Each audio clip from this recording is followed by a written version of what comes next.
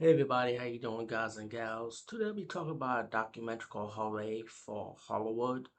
There's supposed to be a documentary based on the monsters, the famous monsters of Filmland magazine, which was, I would say, probably the pioneer of horror magazine, science fiction magazine that comes after it, like Heavy Metal, Fangoria, Fanzines, Cinetech, I think. I forgot the name, it's Cine something, or Film Zone if I'm corrected.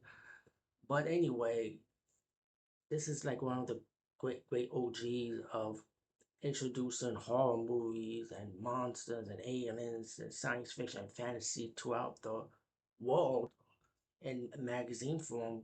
And this came out years ago, and it's not going on no more. What I heard, it stopped publication in the early 80s, which was interesting. It lasted that long, from the late 50s to the early 80s. I'm like, wow. Um, This documentary is pretty cool. I kind of like it because it's old school. It was set in the early 90s when this documentary was made. So you get interviews with the creators, people behind the magazine, celebrities that can archive our footage, what it looked like.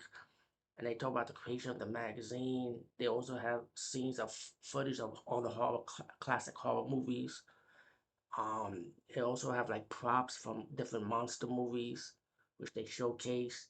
So this is a really good education. Like if you're an old school horror fan, and if you getting new to the horror movies, that you need to get your education from the beginning of it, or like the early days of being a monster universal monster fan in general, or just a horror fan in general.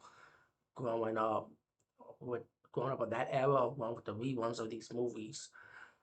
Yeah, Hooray for Horrorwood. I highly recommend it. It's very entertaining, very educational when it comes to the horror movie genres and horror movie archive footage and stuff. It does matters, showing you the history of the universal days of horror, I would say.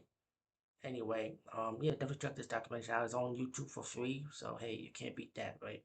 Anyway, peace.